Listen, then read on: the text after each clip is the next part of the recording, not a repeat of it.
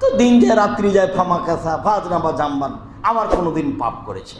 পাপ করার পরে আবার বলছে রব্বি আজনাবত ফাগফিরলি, প্রতিপালক আমি পাপ করেছি, তোমার ক্ষমা করো।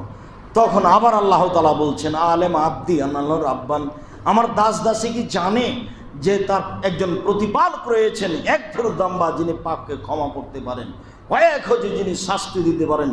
আসলে ক্ষমা করতে পারেন, শাস্তি দিতে পারেন, এটা জেনেই কি আমাকে বলছে? যদি জেনেই বলে গাফারতু লাহু, তা ক্ষমা করে দিলাম।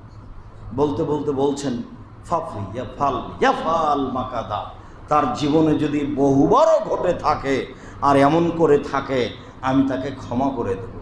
এর অর্থ এই নয় যে বহুবার করতে বললেন, এর অর্থ এই যে পাপ করে যেন মানুষ নিরাশা না হয়।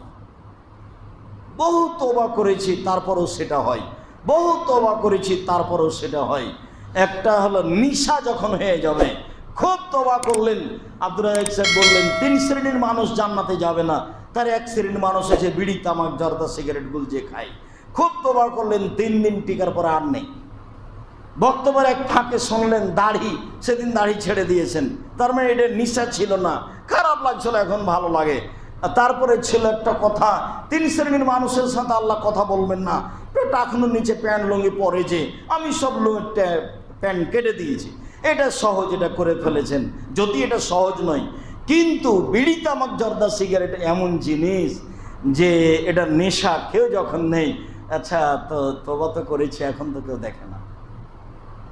আর একটা হলো অশ্লীল কাজ, সেটা হস্তমথন হোক, সেটা ল্যাংটা মেয়ে দেখা হোক, সেটা যেটাই হোক না কেন, অশ্লীল কাজ এত খারাপ, এত খারাপ, এত খারাপ, হাদিস জাল।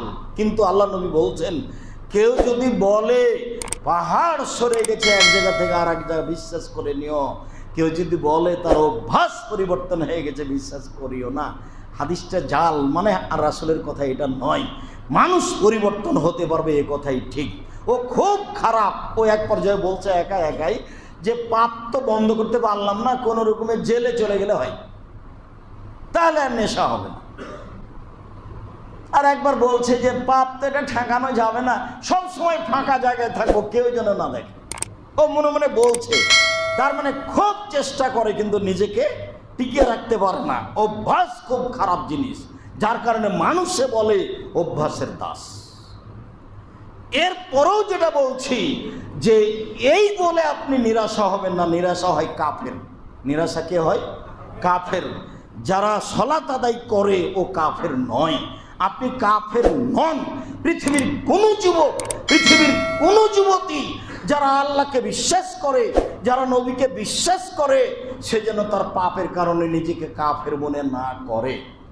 সে অব্যাহত রাখুক আস্তাগফিরুল্লাহ ওয়া তুবু ইলাইহি, একদিন একদিন তার এটা কাজে আসবে, নইলে বিচারের মাঠে আসবে। সে জীবন বাজি রেখে নিজেকে ঠেকানোর চেষ্টা করেছে। অভ্যাস খুব খারাপ জিনিস।